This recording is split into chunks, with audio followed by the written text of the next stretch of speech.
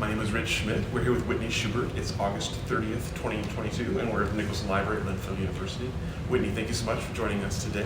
Thank you for having me. First question to get you started is why wine? Why wine? You know, I grew up in Eastern Oregon, near Walla Walla, Pendleton, Oregon. It's about an hour from Walla Walla. And I grew up around, my father's a diesel mechanic. And in exchange for shop time, he worked harvest every year, wheat harvest.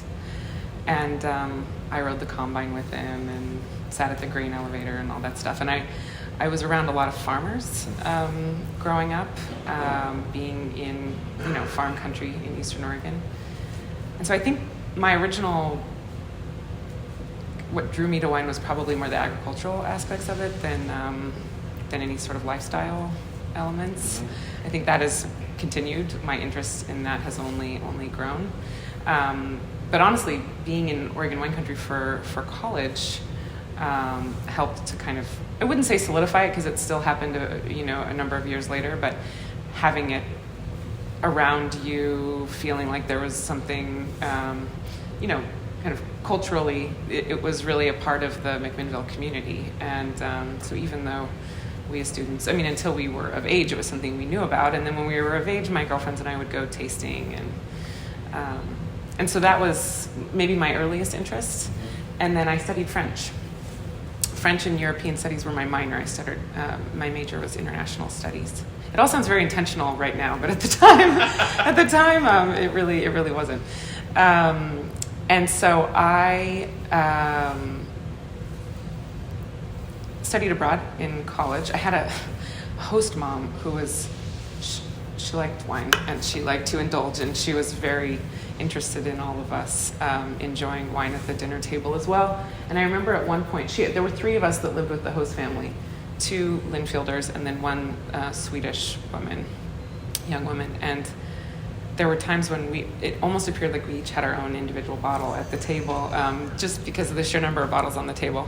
And so that was interesting because I got to taste definitely only French wine. The French, forgive me French people for saying so, but are quite provincial and tend to not drink anything but French wine. After I graduated, I taught English. I did a Fulbright teaching calendar year in southern France, and it was mostly conversational French that I taught, and I didn't teach very many hours a week. And after having crammed as much into my college experience as possible, it was really wild to have 12 to 15 hours of responsibility, and I didn't really know what else to do with myself. And a woman who I was teaching with lent me a bike, and so I started riding around to the little villages and towns near where I was teaching and started tasting. And that was really interesting because I was tasting wines that were made with grape varieties that were very different than Pinot Noir, Southern French varieties. And I also was tasting enough that I didn't like everything, which was also new to me. I hadn't really had enough wine or enough experiences to start distinguishing one wine from another or discerning much of anything yet. And so that was my first experience really recognizing differences in wines. And so I came home after that year of teaching and worked an Oregon wine harvest, and then stayed on at that winery. I worked for Rex Hill at the time, and stayed on at that winery for the first year, working both in the tasting room and in eventually working the Portland market with some of their higher end wines. And that was when I came into contact with a lot of local distributors and had much more exposure to international wines, and ultimately knew that I wanted to work with French wines if possible. I wanted to be able to use my language skills. And so I think the original appeal or the original interest was really agricultural, and from there being able to explore French culture and French language, and then of course continue to be connected to the Oregon wine industry. It all kind of came together, like I said, in a very serendipitous way. seemingly intentional, but not necessarily. Yeah. Well, let's back up for a second before we get into the wine and talk about the Linfield. You mentioned obviously being Linfielders. So tell us about what brought you here, and tell us a little bit about your time at Linfield. Like I said, I grew up in Eastern Oregon, but my mom remarried when I was in junior high, and so I went to high school in Portland. And so I was really interested in the liberal arts schools in the Pacific Northwest, and there were a number that were very compelling to me, but it's hard to explain until you visit a campus when you kind of have that feeling, and Linfield very much felt like home to me very early on. I liked that it was far enough away that I felt like I was spreading my wings a little, but close enough if I wanted to go home for a family birthday or any occasion. It wasn't so far away. I made the best friends of my life at Linfield. I'm still really thankful for the group of women that I met and continue. I just yesterday had a gathering with, I would say, half of them, all those who were able to come to meet my second child, and so that was really special. And told them all I was coming to campus today. And so the friendships that I made at Linfield were really probably, I wouldn't say the best thing I took away from Linfield, because obviously the education was the point, and something I'm really grateful for, but people who really helped shape me in my young adult life. And then I had incredible professors. The class sizes, the attention, the ability to participate in many, many, many different things.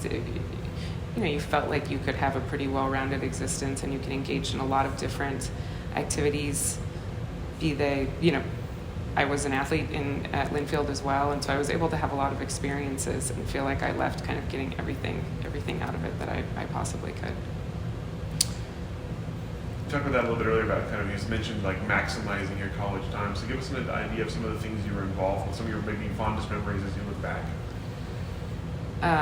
Well, fondest memories were absolutely spent with friends. The junior and senior year, we had a house off campus, and it was really our little cottage. We had so much good time together. And it wasn't just, we learned a lot together, all of us, and there was a lot of support and a lot of love as we all kind of found our way to our eventual careers, all of those things. And so that was really special. The time with the girls at the Davis Street House, the Davis Street House.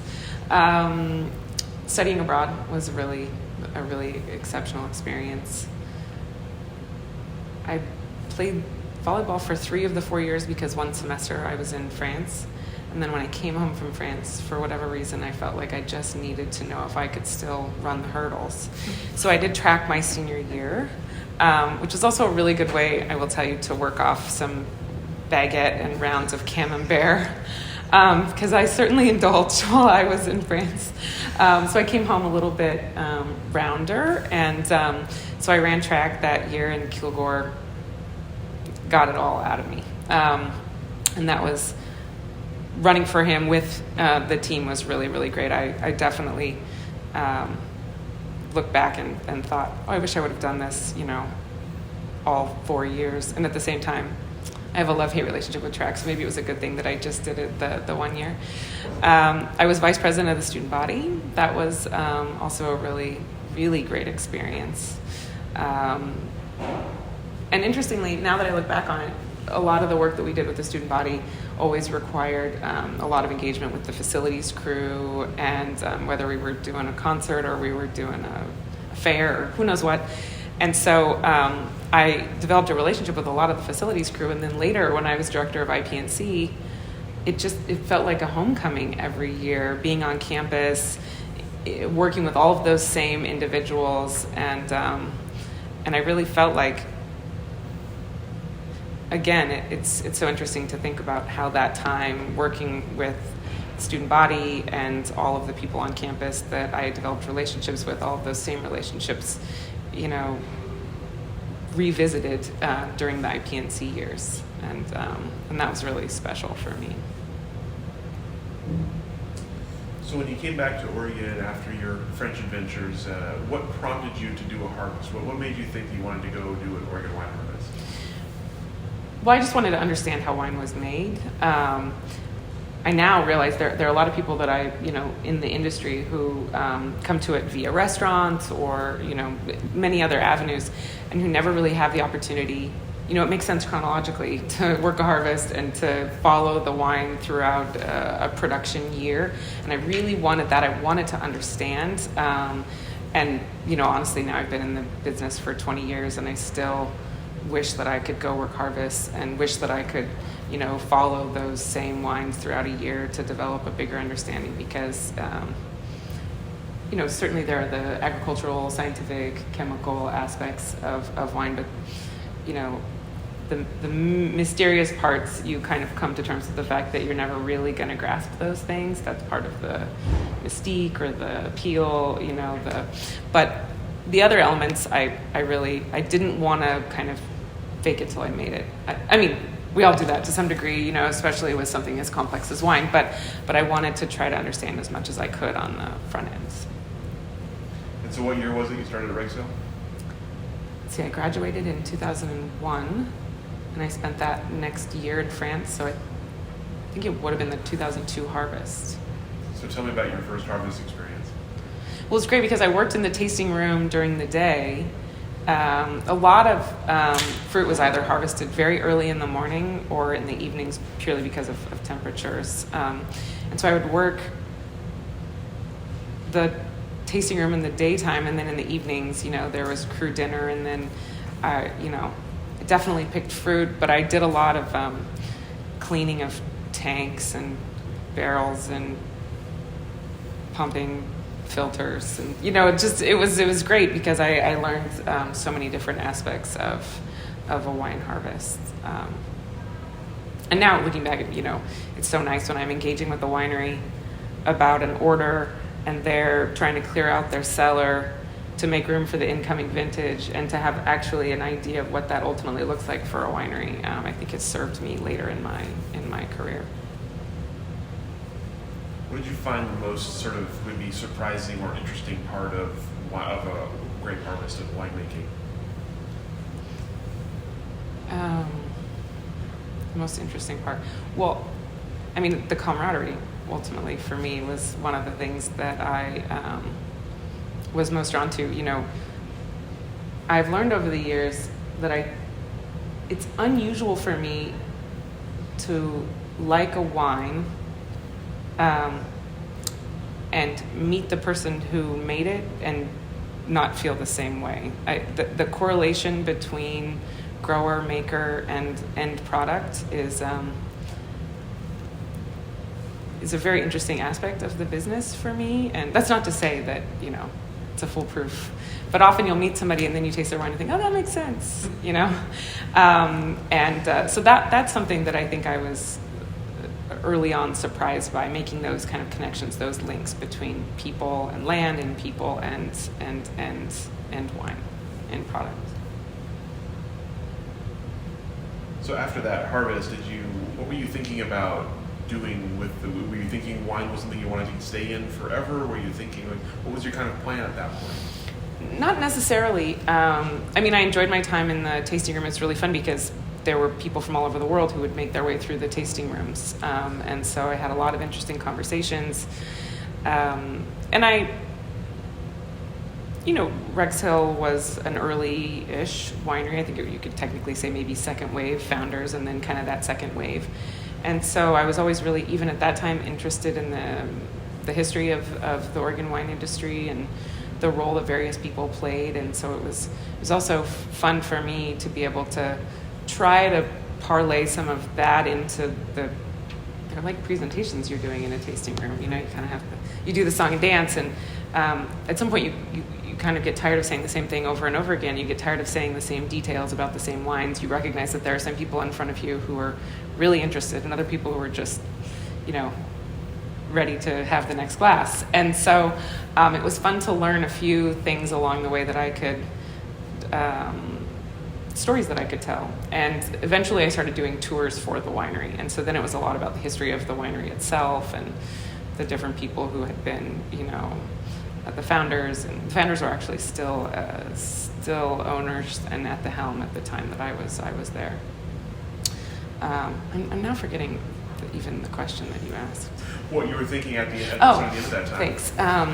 And so I knew that I was enjoying myself. I wasn't certain that it was the career I ultimately wanted to pursue. But the wines that we were pouring in the tasting room were the higher end, the single vineyard wines, and they were wines that didn't have the best distribution locally, which seemed unusual to me. The larger production wine you could find just about anywhere, and so I kind of pitched to the winery to allow me to go into the city and make some appointments with some restaurants and some retailers and see if we could get some traction. And it wasn't until I started doing that I realized there might be something there. The tasting room, while it was really interesting and fun, was not something I wanted to do for forever and ever. The monotony kind of started to wear on me. And so when I was able to be out in the market and talking about the wines and meeting meeting the buyers, of course, and then other distributors, that was really interesting to me. And that's when I started, the people who sell wine in Portland at that time were very friendly. So you'd be standing with your wine bag waiting to taste, and the salesperson who was tasting with the buyer would say, "Hey, you want to try this?" And pretty soon we're opening each other's bags and taking out wines. And I can tell you it is not like that in New York. And I don't even know if it's still like that in Portland. But for me at the time, it was great because I got to taste a lot of things, and I was young and energetic, and my naivety completely worked to my benefit. I just didn't know what I didn't know, and so I just kept following what was fun and interesting. And so that's when I met, at the time it was a man named Rafer Nelson who was coming down from Seattle, a company in Seattle called Triage Wines. And Triage was an importer-distributor in Seattle at the time, hoping to expand into Portland. And so he would drive down on a Tuesday, sell wine on Tuesday, and his mom lived in Portland, stay overnight Wednesday, sell wine for those 2 days, and then they would send a truck down for delivery on Thursday. And I kept tasting wines that he had, and he and I kept running into each other at accounts, and I really thought the wines were interesting. And it was mostly French and Italian wines with some Oregon wines.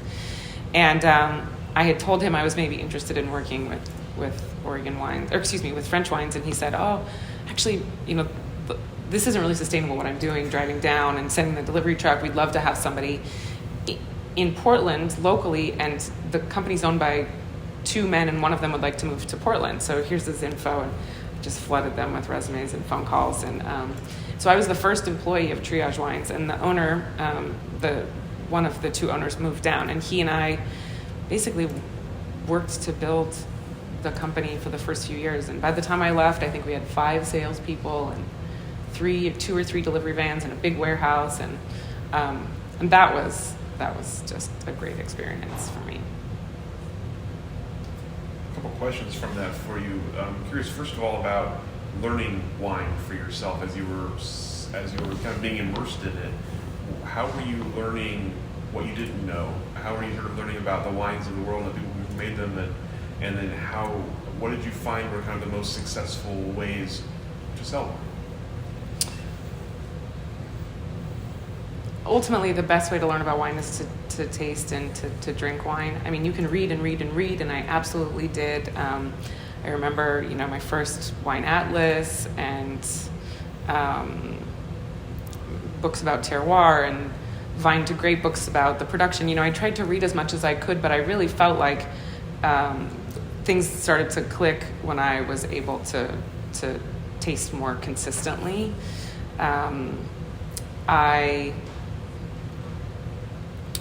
From there, would say, I lived with a friend from college at the time, and she worked for an Oregon winery, and so she would bring bottles home at the end of the night. I would have my bag of wines. We would invite friends over. Somebody'd bring a pile of charcuterie and cheese, and we'd all just sit around it's funny because it sounds quite sophisticated for people in their early 20s, but we weren't thinking at all, because it felt very natural having come from Linfield and Oregon wine country, and also living in Portland, where clearly that was, a part of the vibe in Portland. And so hearing other people's opinions about wines, hearing other people's descriptions, things that they were tasting or smelling or, picking up in the wines, not just people who knew what they were talking about. Often I would find that I would learn more from people who were just like, it smells like, and you think, oh, it kind of does, actually. The power of persuasion when you're tasting is really, really funny.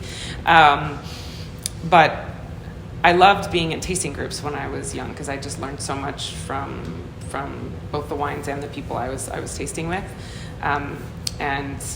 I found it was much more productive if you had a real diversity of people in the room. If you had some people who were more experienced and other people who were less so, it made for a much more kind of organic conversation and fewer people trying to impress each other, and more people just being really honest. And then as far as the best way to sell wine, I think it's like any business. It was really about relationships. So you get to know your buyers and you get to know what they're interested in outside of what they're doing day to day in the wine business. And pretty soon you have all sorts of things to talk about. And so, the relationship building piece of it was really, really crucial. And so I always enjoyed hearing about what's going on in their lives, hearing about what was going on in their kids' lives, but also talking about the wines. And so, I wanted to come equipped with as much information as possible. There were definitely, absolutely times when they would ask me questions and I didn't have the answers, and so that was really great to be able to say, get back to you, and to go do more reading and to ask as many questions as I could to where I could, But, ultimately wanted to develop enough credibility that if they had an empty shelf or they had a few open slots on the wine list, they could call and ask me and that they would trust my recommendation. As you're building that brand, basically from scratch, as you said, in Oregon, what did you find people were looking for? What helped you grow the brand? What were the missing parts of the brand? Meaning Triage. Triage, excuse me. Yes. That's interesting because Triage from the very beginning was a company that was that sought out and promoted wines that were sustainably farmed. There are lots and lots of iterations of that, and that can mean a lot of things to a lot of different people. But one of the earliest companies to really advocate for organic viticulture and biodynamic farming, and to we did tastings and seminars, kind of thematic things around farming, and that suited me really, really well. And I found that there was a real interest among Portland buyers to that end, and that has only blossomed in the last 20 years, obviously. But for me, I really appreciated working for a company that had a voice and that had an angle and that really tried to manage its convictions. Wine, like anything else, there's factory wine, and then there's not factory wine, and that was something I was never interested in and never wanted to be a part of. And so winemakers would come to town and I'd get to meet them and hear about their family histories and the domain histories and the work that they were doing and their perspectives on climate and ways they were adapting. Excuse me. And then eventually I was able to travel and go see their vineyards and see their cellars. And now that's a very important part of what I do. And again, it ends up being, at the end of the day, you sitting at their kitchen table hearing about everything from what the previous generations did to, is the next generation actually going to take over? The question of transmission is always a really constant. It's just the most common thing that comes up in conversations. And so, wine brings people together, and whether you're selling it or trying to absorb as much information from the maker as possible, the relationship piece of it has always been one of the most appealing for me.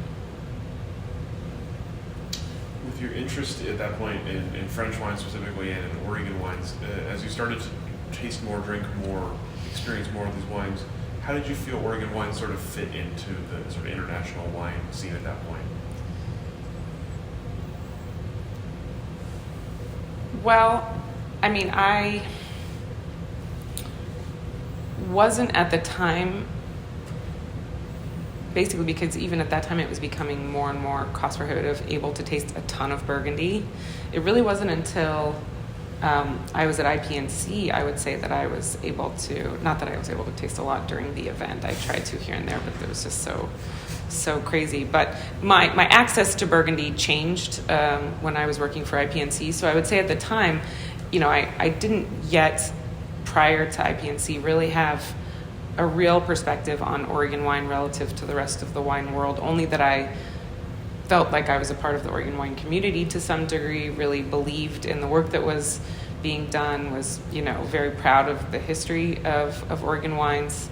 But qualitatively, that wasn't something that I had really gotten my head around yet. I think that people always kind of exalt Burgundy and pedestalize Burgundy, and there are lots of reasons for that. But I now think, not just specific to Oregon definitely included in this, that domestic wines are some of the most compelling, and that domestic wine regions are some of the most dynamic in the wine world right now. And I've learned over the years that,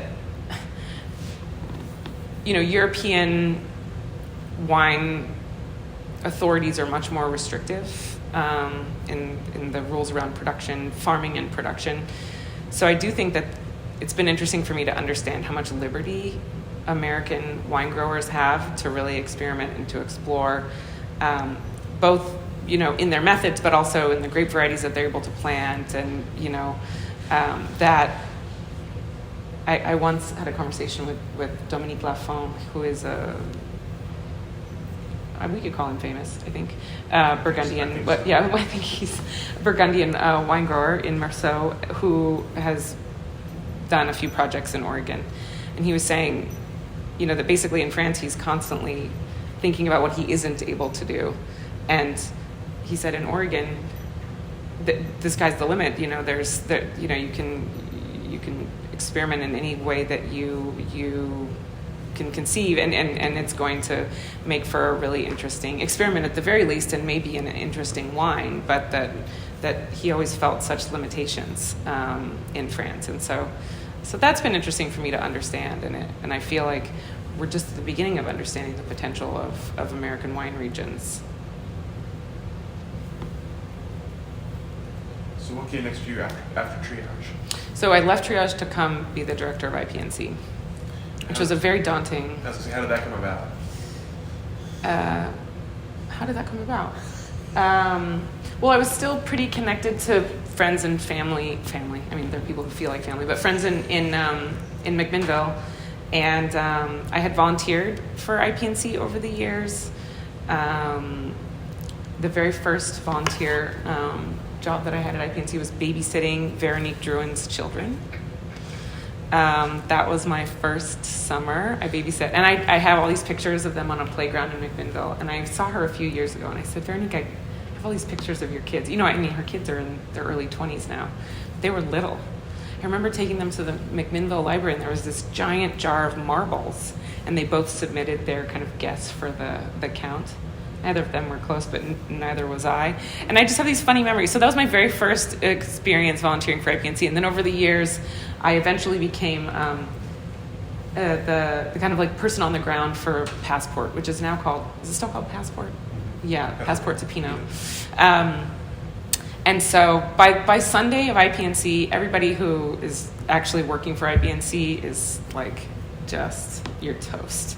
So they needed a fresh person to come in, and the linens go over there, and so I did that for I think 4 years, and got to know a lot of the IPNC folks, and of course was still like I said, working with the Linfield facilities folks, and the Salmon Patrol. Coach Doty would show up with all the basketball players, and so it felt like this kind of merging of worlds for personally for me, and so I think just those years of volunteering, my name kind of came up, and in a way it felt like a job that really suited me. There were so many elements of the role that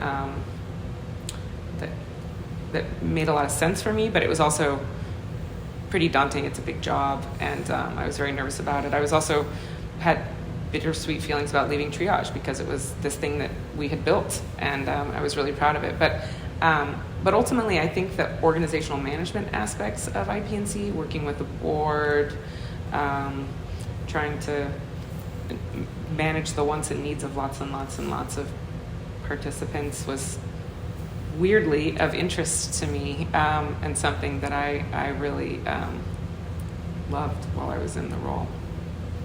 What year did you take over as a director? It was '08. It was four events, '08 to 11. So give me an idea then of the role as you understood it when you took it, and what it actually turned out to be. I don't think that it turned out to be something dramatically different than I envisioned. I think understanding who I was as a person and as a professional in that role was the thing that really was probably surprising for me. Working with a board is so interesting because they are your boss, essentially. But especially in the case of IPNC, I can't speak to a lot of other kind of board director relationships. But they are your boss, but they also look to you for leadership and for, kind of that visionary path forward. And so that was a balance that I really had to learn. This is kind of a tightrope, because I really wanted to have as many opinions in the room as possible. I clearly want common ground, but not for the sake of a less interesting idea, event, vision. And so I believe in dissension. I want voices that are going to, I don't want everyone in the room to agree and say move on to the next thing. And that certainly wasn't the case on, there were a lot of opinions. And it was at a very difficult time. 2008, we had, the crash, and ticket sales became a real challenge, which they historically hadn't been. There were some people who thought, let's just bring in all the different sponsors and kind of maybe not hand over the reins, but IPNC had never had official sponsorship. I was very intent on trying to keep it our own, and ours meaning the Oregon wine community, the growers, the international wine community that participated. And I was always very hesitant to have big banners of larger companies, over salmon bake entrance, and there were ways to engage with sponsors without handing over the reins, and that's a lot of what we worked on, finding really creative ways to engage with the consumer participants to appeal to them, to entice them to buy tickets as early as possible. It was a very difficult few years, because it's a small organization and it's a relatively small budget for the type of event that we put on. And, you want to make sure all the employees get paid and that it ends up being as luxurious and as flawless as the buying, the consumers hope for it to be. So I think I just learned a lot about how to allow myself to lead in a way that felt morally kind of representative of the Oregon wine community, but that also, challenged us to evolve and to grow. I think, for an event that's existed for, at that time, 20, 25 years, you can also fall into certain patterns and take the safe way. And I think we really were forced to take some risks because of the conditions of the economy for those few years, but also because it was important to evolve and to grow. And so I think that the board-director relationship was one that I really ultimately appreciated, but that was a challenging thing to navigate. And then, a sea of volunteers and making sure that all the people who are busting their butts ultimately are also having fun, because it's supposed to be a thing that people look forward to every year. And I think that, the fact that we had volunteers who would come back every single year. I mean, I was one of those volunteers, but I didn't know if everyone was going to continue to, and then obviously learning about how interwoven all of those wine regions have become, through interns that worked at this winery in New Zealand and then worked in this winery in Burgundy and came home and opened their own winery or took over for mom and dad in Oregon or peeled off and went to California. I mean, the web of that community is really, it's really special and something that I wanted to continue to kind of make apparent as we made our way through each of the individual years and the different themes and the different, seminars and things that we pursued. So you talked about being a challenging time to take over an event like that, and the kind of the forced evolution. So tell me a little bit about those 4 years. Were there things that you were particularly proud of, or kind of risks you took that you look back on fondly as you're kind of push the event forward and deal with the reality of the economic situation? Yeah, I mean, I think the way that we found ways to engage with sponsors in less official ways, the Lamb Board we did a wine and lamb pairing for the grand seminar, which was 4 chefs, each who were paired with a winery. So we were basically serving 800 dishes of lamb 4 ways with 4 different wines. And I think that was very, what's the word?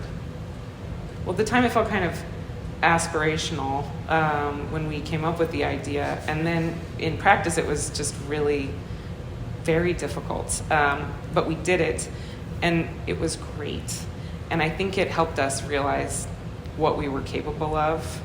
And bringing food, food always is a major focus at IPNC, but bringing it into the kind of seminar fold was pretty wild, and I'm thrilled that we were able to pull it off. But that was a way to both highlight the Lamb Board, a sponsor that could really help our bottom line, but without it having to be the Lamb Board International Pinot Noir Celebration. And so that's one example of, I think, ways that we found to engage with sponsors in more kind of organic, less in your face sort of ways, and a lot of those things allowed us to make pretty significant cuts on our side of the budget, allowed us to develop even stronger relationships with a lot of organizations, companies, producers who had participated in the past but maybe not had as big of a role.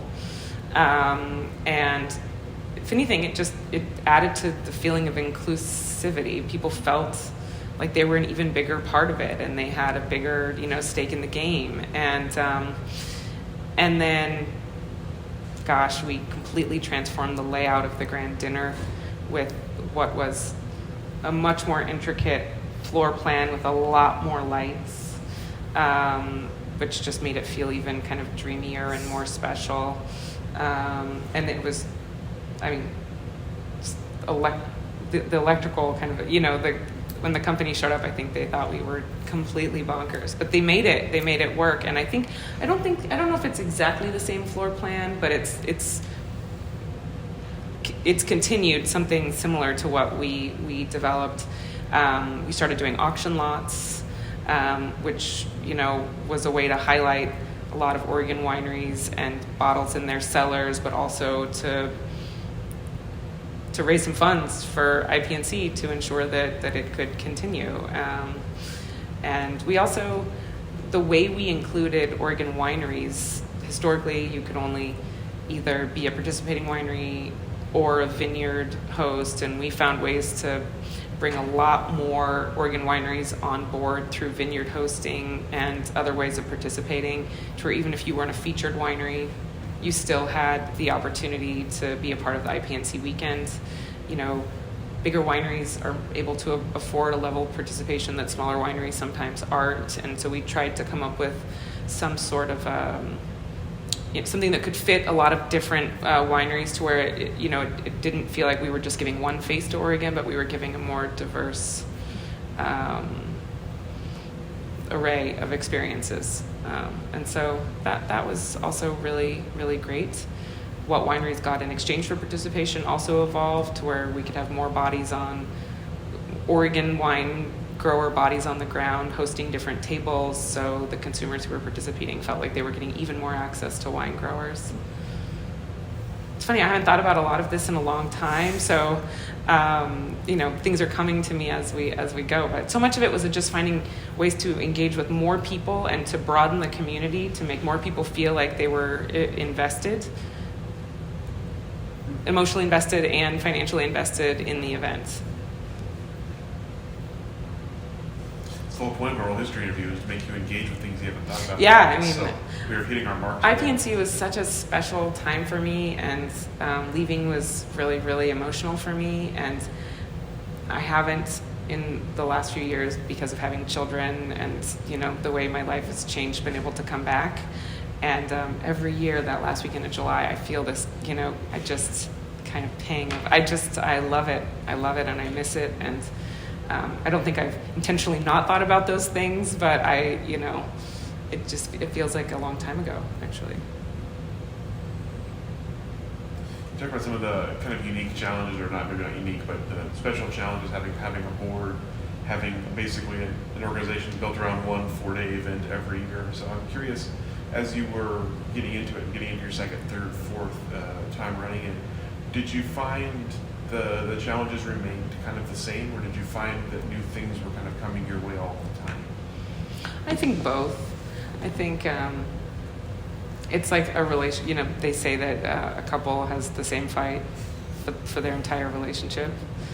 I mean, it felt a little like that, where you have this same thing that consistently comes up as a challenge, that you're always refining, that you're always thinking about, that you're always trying to figure out, and then all these other little things that are coming at you that are just, like in life, that you are rolling with the punches. And so I felt like it was a little bit of both. It's remarkable that I think, let's see, is it 30 years? I'm trying to remember. 87.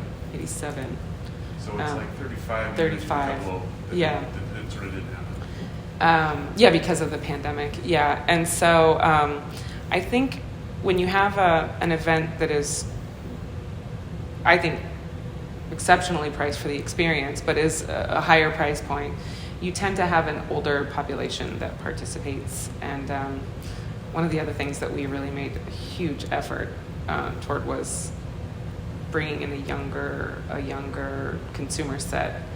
We did some events in Portland. We did like a mini passport in Portland that you, what do we call it? It's like the Pinot crawl, or I don't remember, but where you went to different restaurants all within walking distance, and there were different wineries at each restaurant, with their wines paired with the foods from those restaurants. And we engaged Portland pedicabs, and the pedicabs could like take people between the different restaurants, and it was in the off season, right? It was meant to be a IPNC kind of promotional event that would bring in a younger kind of group, and those same young Portlanders who were interested in food and wine ended up buying tickets to Passport. And we really needed to find, you're always trying to find ways to stay fresh and relevant. And I think at a time when everybody was hurting financially, it was even more challenging, but felt like even more important to bring in a younger group and to provide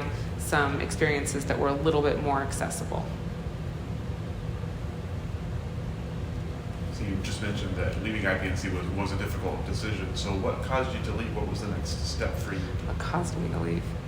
I have to admit that I've always felt this pull to New York. I looked at a lot of New York schools when I was looking at undergrad, and just didn't have the guts at the time, or wasn't ready to leave my family. But I always have felt this kind of pull east. And I went to New York. A Linfield friend, was on a book tour, and I went to New York with her.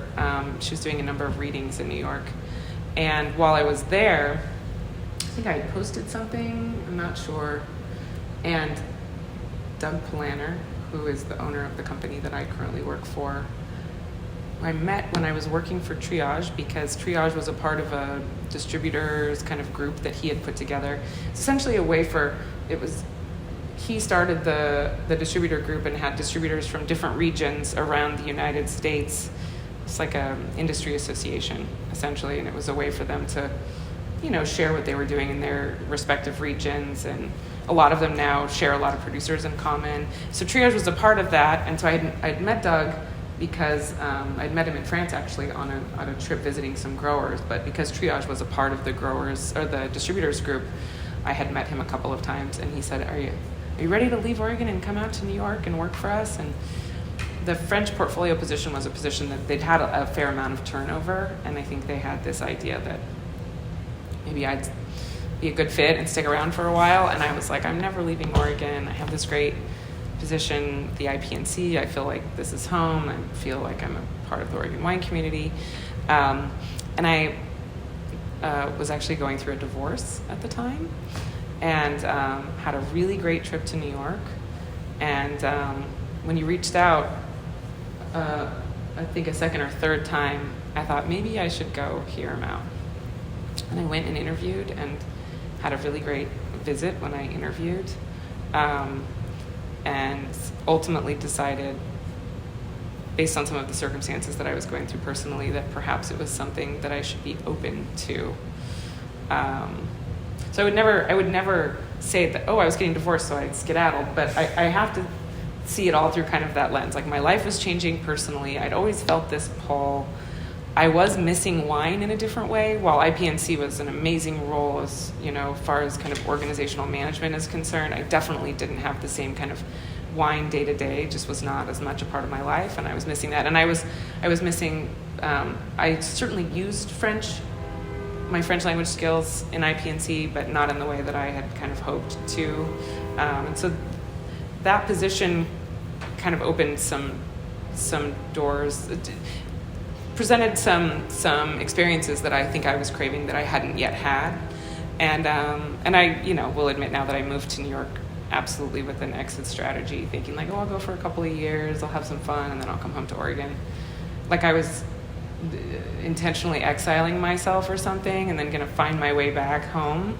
And then you move to a place and you realize that in order to get out of it what you're supposed to, or what you have to be open and let life happen. And so here I am 11 years later, coming home to Oregon 2 or 3 times a year to visit family and friends.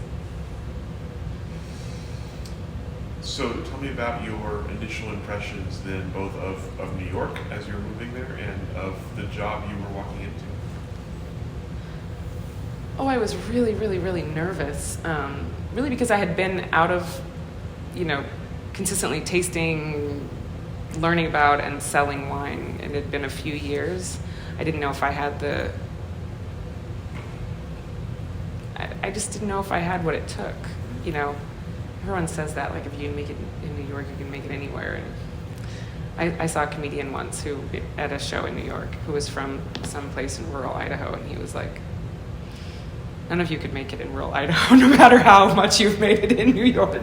So I didn't necessarily, I was intimidated by, finding my way to a bigger city, the biggest city in the United States, the most dynamic wine market in the United States, a very, very established company with a great reputation and a portfolio that was really good, but that definitely, was ready for some evolution.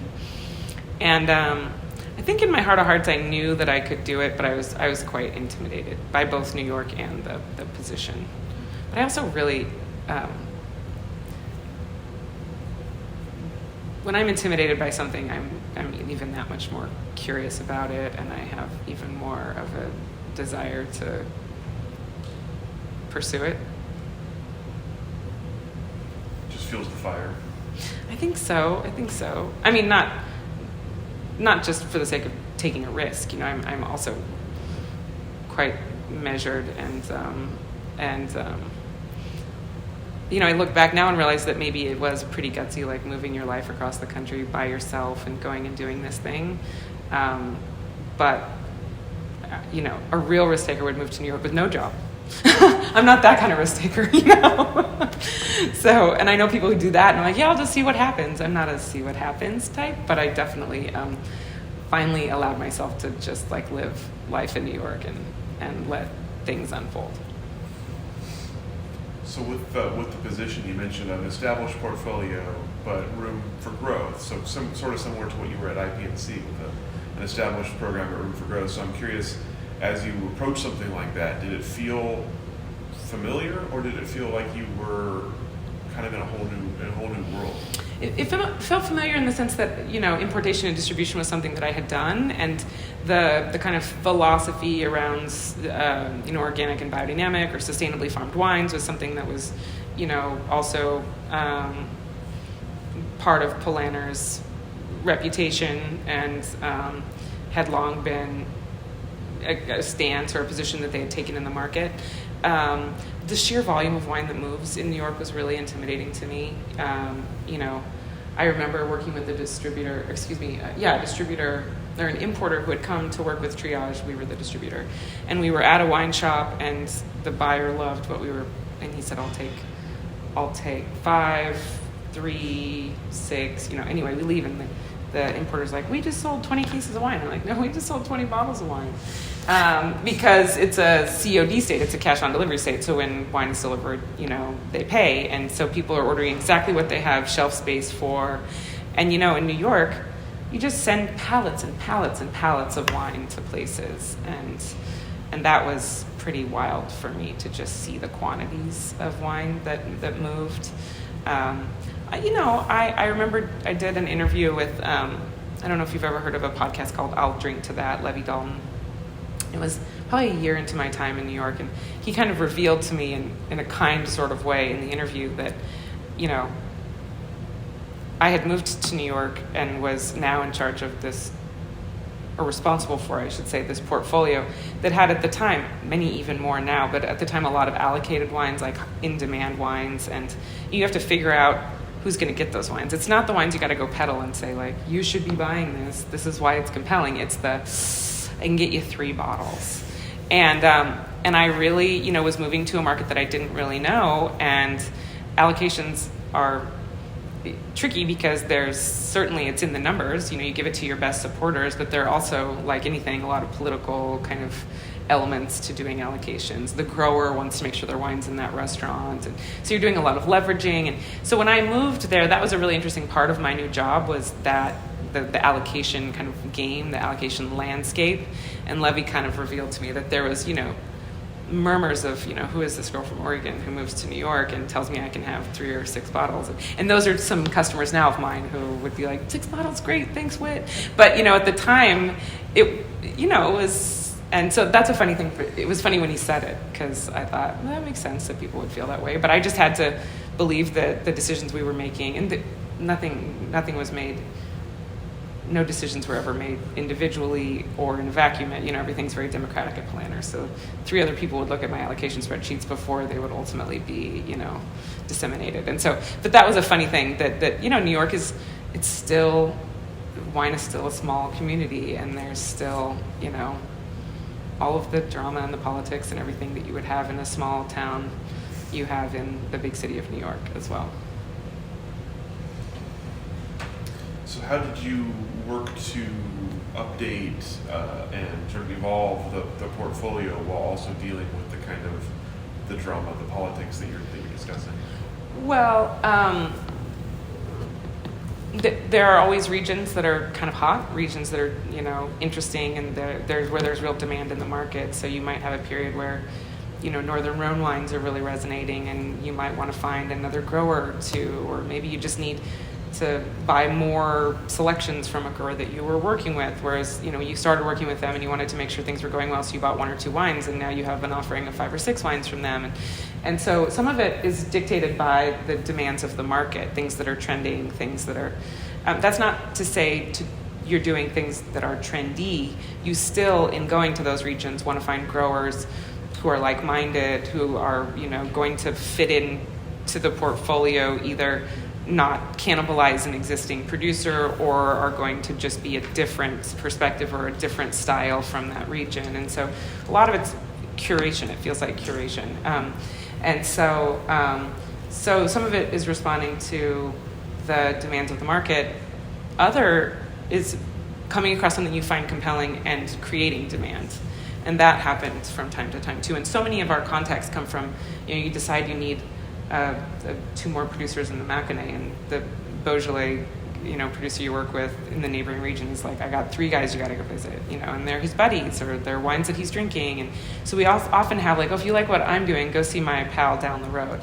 And that is endlessly interesting to me. I just love that. And so it's this constant game of discovery, and not just of wines, but of people and of regions and subregions and vineyards that are within that region, and so that I've absolutely loved, and as a company, it's not just me, obviously, it's Doug Polaner and Tina have a real vision, and so it's really about us figuring out, again, 25-year-old company, how do we stay fresh, how do we stay relevant, how do we continue to do things that honor our philosophy and that are representative of the work that we have always been doing, but at the same time show that we are willing to take a risk or are willing to stick our necks out for a region, a grower, a producer, a grape that maybe is unknown, and we're gonna give it the attention that it deserves.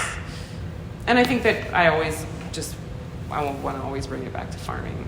There are lots of New York, but in general, I think we all tend to kind of like find our way to flashy things, and it's really easy to get distracted by the bright lights. And I find if we can always bring the conversation back to farming, it grounds, for lack of a better term, everyone involved. You mentioned part of it was finding wines you found compelling, or finding something you found compelling and creating a market for it. So in the time you've been working with this portfolio, what has been compelling for you, and how do you, once you find something like that, create a market for it?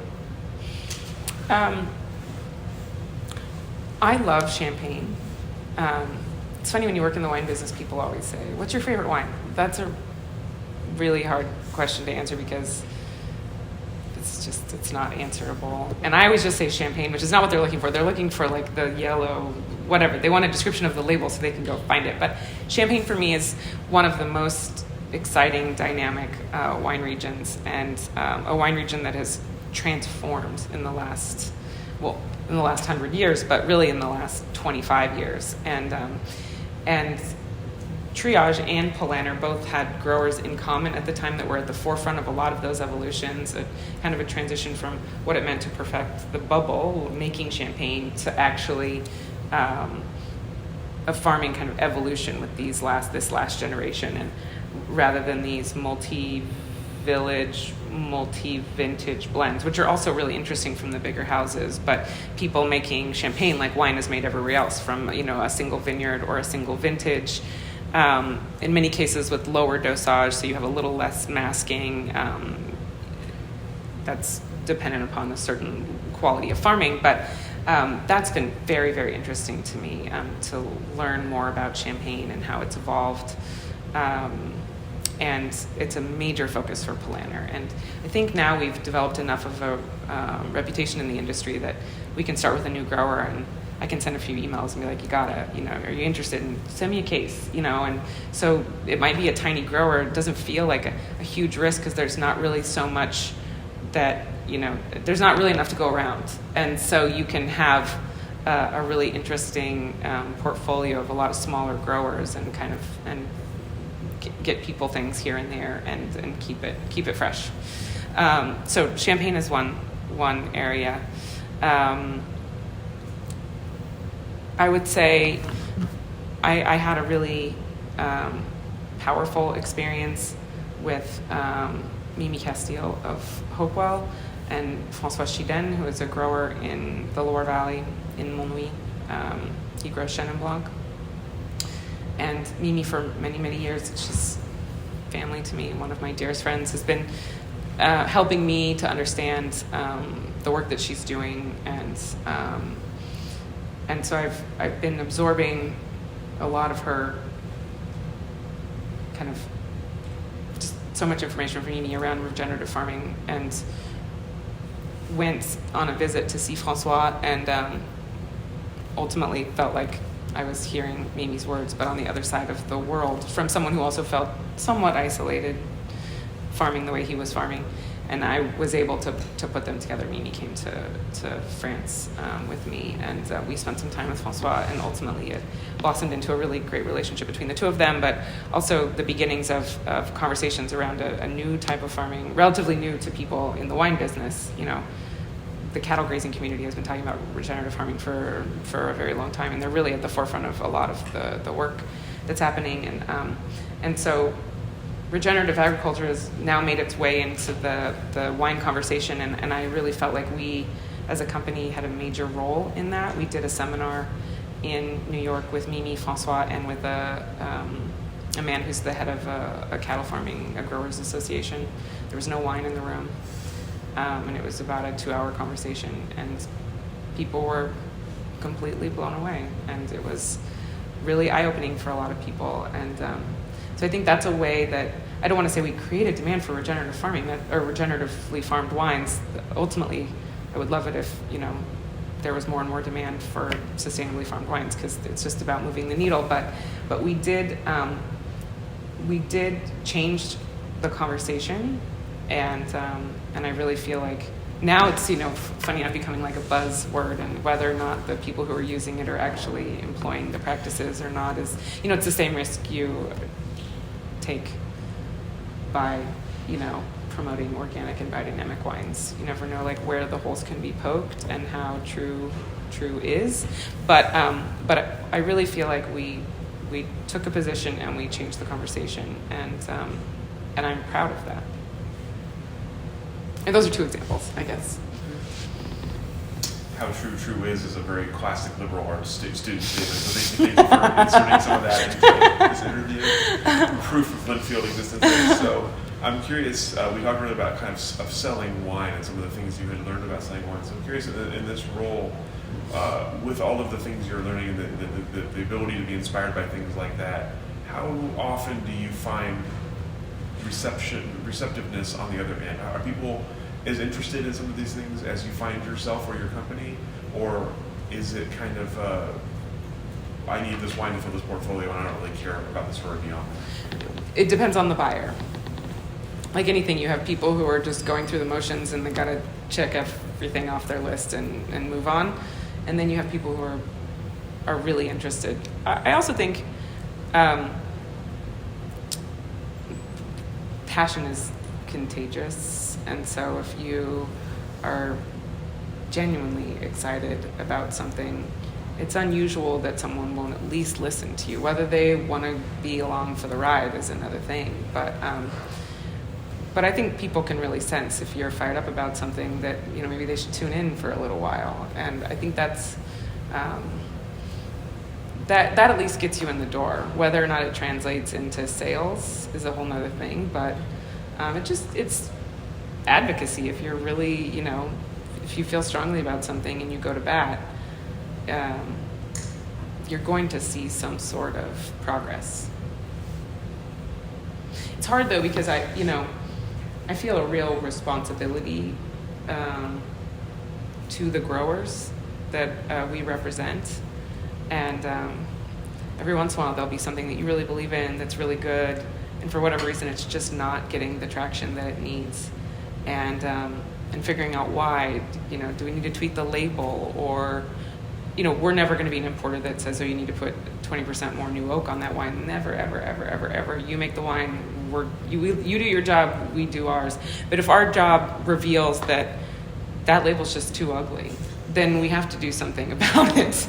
And so that's our job, to help you find a label that's going to better represent the wine that's in the bottle. You know, so sometimes you have to make changes. Other times, at some point, you raise the white flag because you just realize you've literally pounded the pavement and it's just not working. And for whatever reason, maybe that winery would be better represented better suited to another distributor's portfolio for whatever reason. And that's a difficult decision to make, because whether it's you or the winery making the decision, because when we start a relationship, it's really with the idea that it's long-term. We don't dabble. It's not, oh yeah, let's try that, see how it works out. If it doesn't work out, we'll move on. These are people's livelihood. And so when we decide to move forward together, it's really for the long haul, and we're going to do what we need to do to, represent you. How has your role evolved in the time you've had this position? What's different now than when you took the job? Well, I think, when you start a job, you most times have a job description. But the best owners or managers understand, I think, that a person well suited to a position will help that position to transform and evolve. And so I was really intent in my early years at Polaner being very, very present in the market, and I spent a lot of time in the market. It's challenging because there are a lot of administrative aspects of my job that I still have to stay on top of, and if you're out in the market, there are emails that still need to be answered, who knows when, but you figure out that balance. I think that's something that the brand management roles at Polaner had always had market presence, but I think I might have changed the expectation for how much time you spend in the market and how you engage with customers. I also really, the events we do and the type of events, like the seminar that I referenced earlier, are things that had not previously happened. It's really easy to, wine's interesting, you have somebody who makes it, somebody who sells it, and somebody who buys it, and there aren't that many different ways for that transaction to happen. Tastings are the most common. Set up a bunch of tables, people walk around in a circle, they taste everything, they decide what to buy, and they leave. And I think partly because of my experience at IPNC with seminars, digging into a topic, sharing a lot of perspectives on that topic, felt like there was another way to engage with our customers and for people to really get their heads around what we were promoting.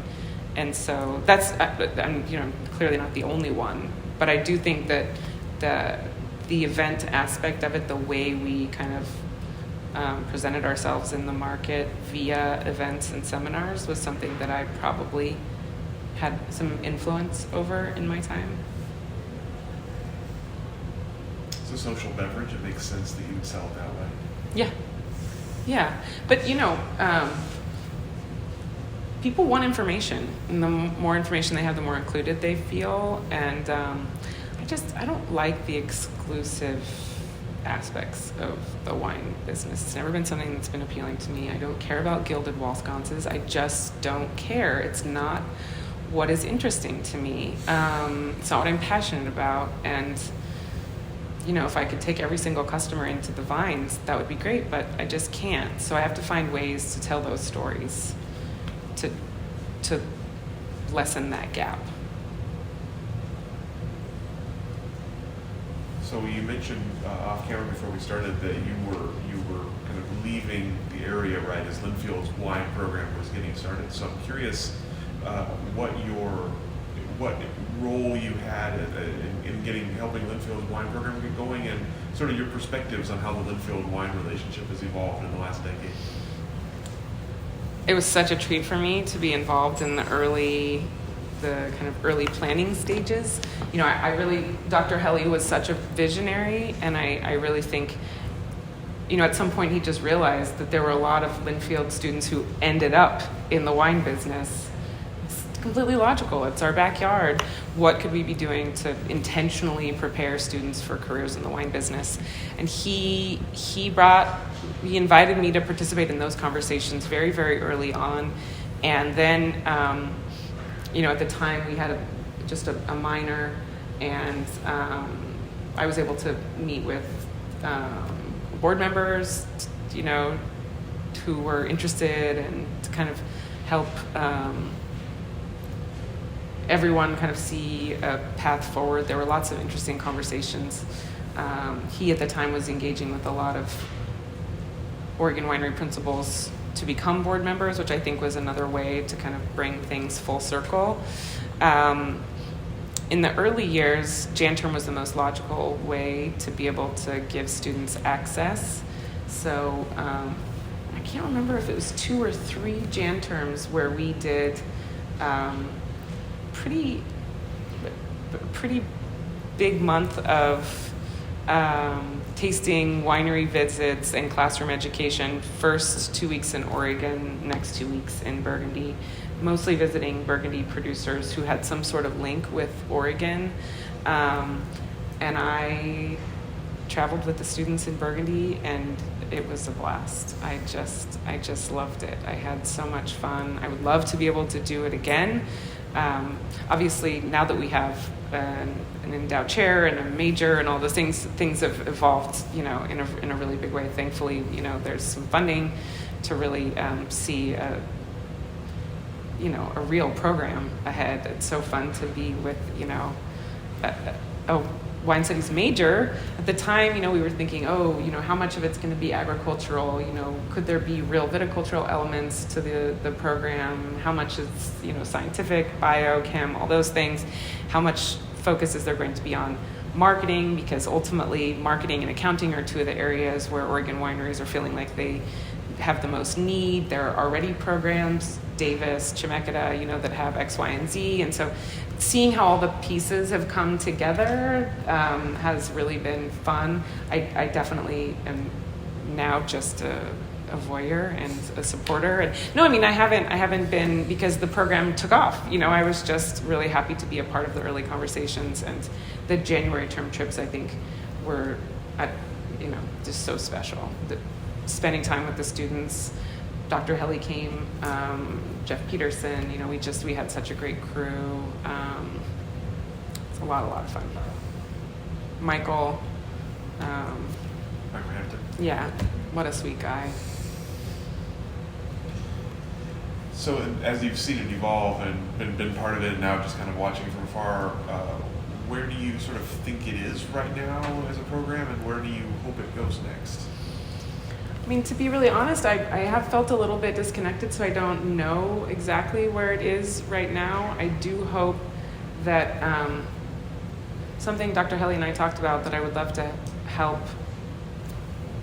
facilitate in years to come is finding ways for Linfield students in their study abroad opportunities being able to intern, work, engage with wineries during those study abroad opportunities. So it could be while they're studying, it could be in the year after studies, but that there's more of an exchange opportunity happening, both between the college and wineries, international wineries. It doesn't just have to be in France. You could have a Spanish, minor wine studies major go work somewhere for a winery in Spain. I feel like there's so many opportunities for exchanges there.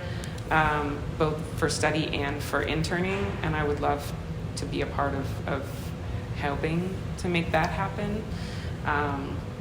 But perhaps that's already happening, and I don't know. That's what I'm saying. I just have felt away enough from things that I would like to re-engage. Some of this is because I haven't had 2 kids. And during the pandemic, I had 2 kids. 2 kids. Two pandemic babies. 3,000 miles away. Yeah, I exactly. can imagine that you feel disconnected. So I'm curious on that note as well. In getting back to sort of your part of the story, how have the past couple of years gone in your work and in life? What are the impacts you've seen from the pandemic and from other world events on life and work?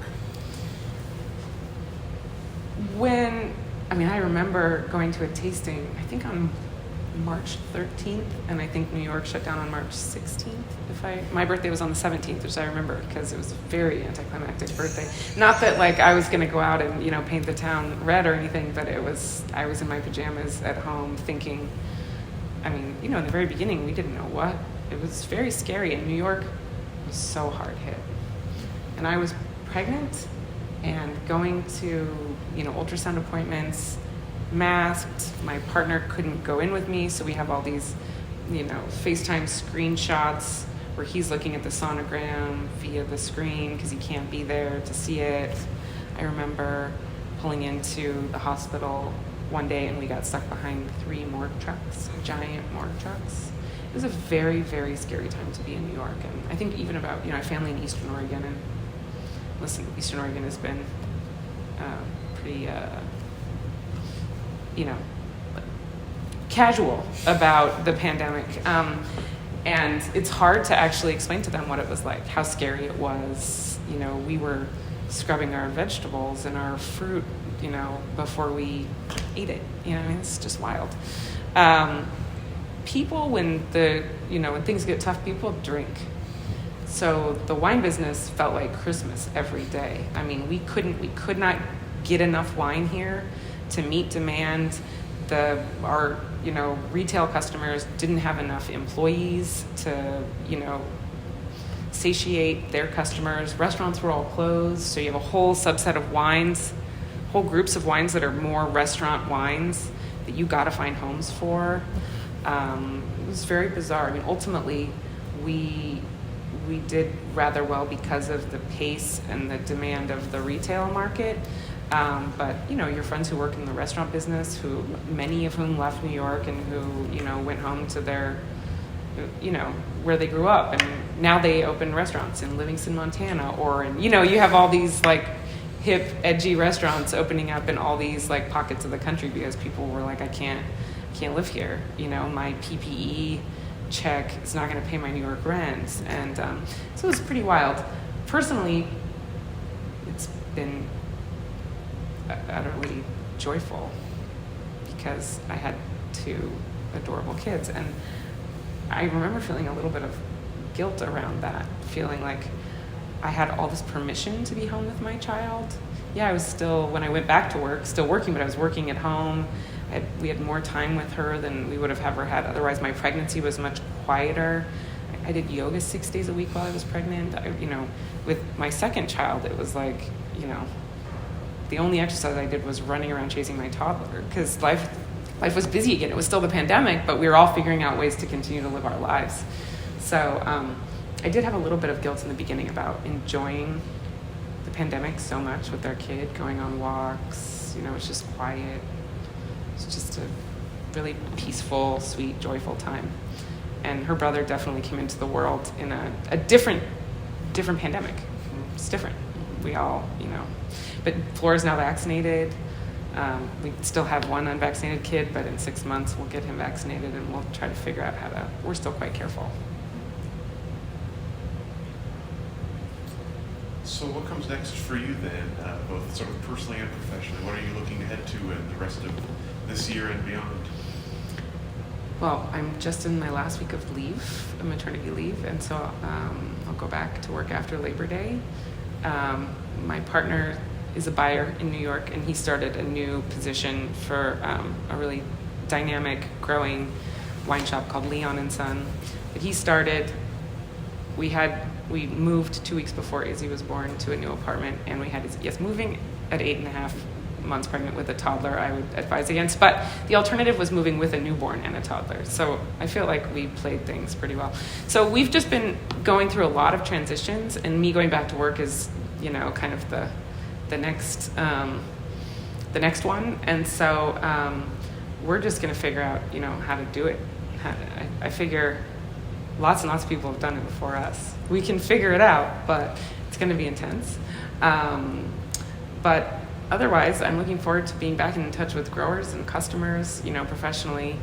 I will have to. I will go to France 2 or 3 times next year, just because, not only because of having kids, but because of the pandemic. I went 3 years. I go to France usually 3 times a year, and I've not gone in almost 3 years, which is 2.5, which is a lot. And so I really need to reconnect with some growers, and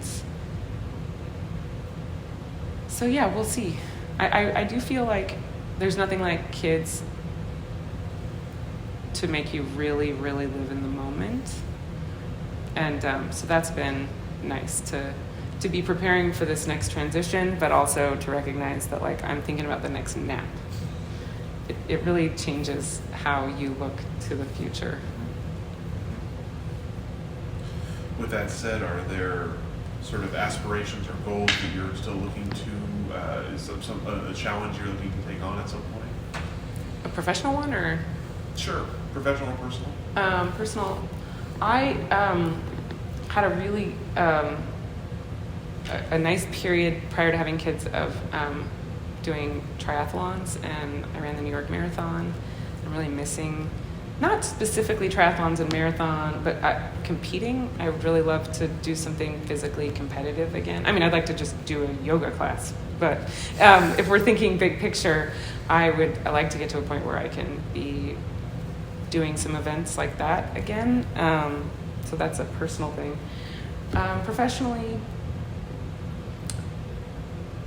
Professionally, I still feel quite happy in my role. I definitely miss Oregon a lot. Would love for us to find a way to have a more bi-coastal existence.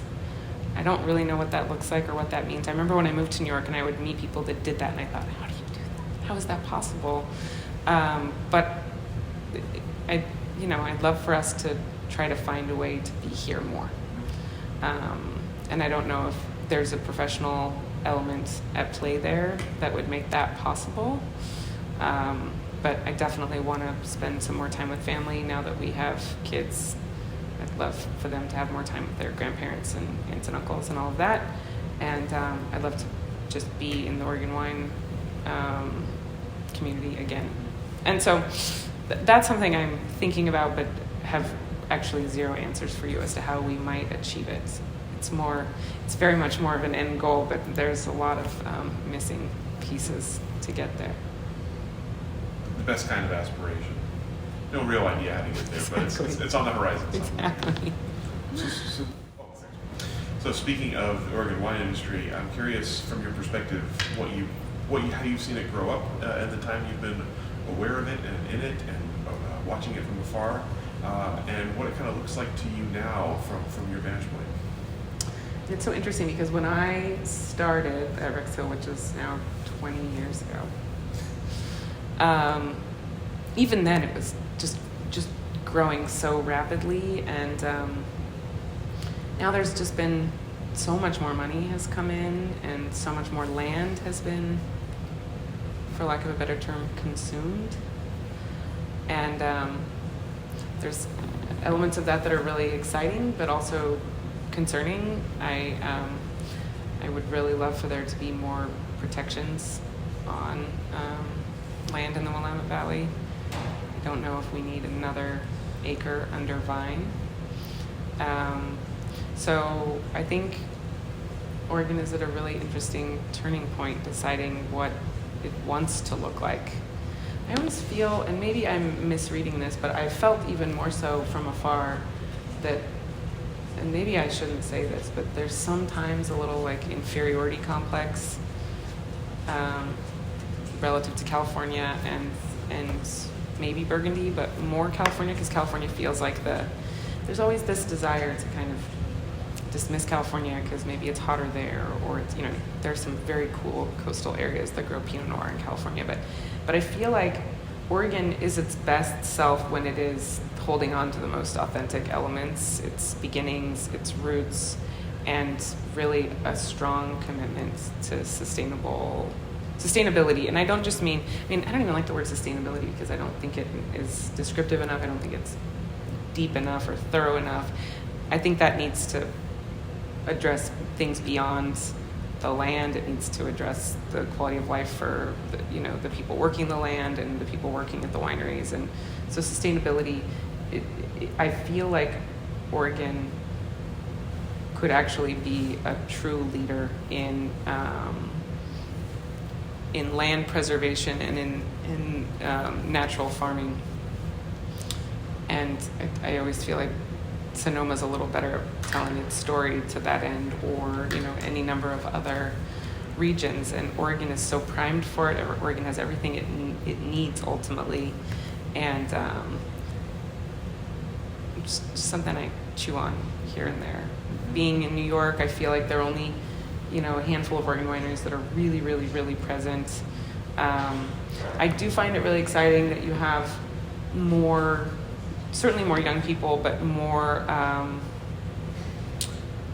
wineries, say like Johann, for example, in addition to the wines that they make, they're growing, I don't even know how many different grape varieties that they're growing now, and they're doing it for these smaller wineries that don't have land, that want to make a Moulin de Bourgogne or want to make a Gruner.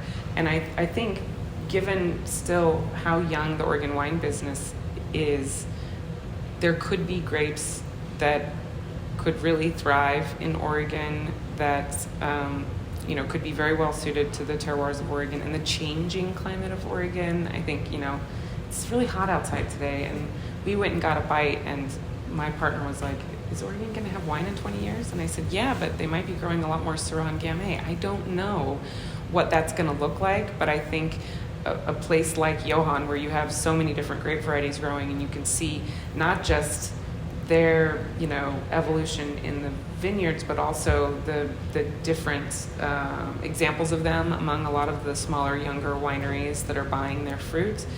It's just going to give us a more comprehensive, kind of bigger picture view of what Oregon is capable of long term. And then I think that the more that the kind of foundering wineries and those early year wineries can continue to make really authentic, unmasked wines, the better. A winery like Irie always comes to mind because the style has really not wavered since the very beginning, and it's a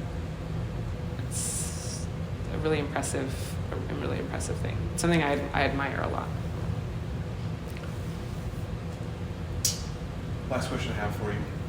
Someone were to ask you for advice or words of wisdom on getting into the Oregon wine industry, or into the wine industry in general, what would you tell them?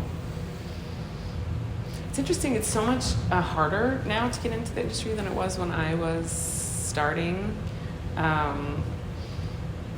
feel like,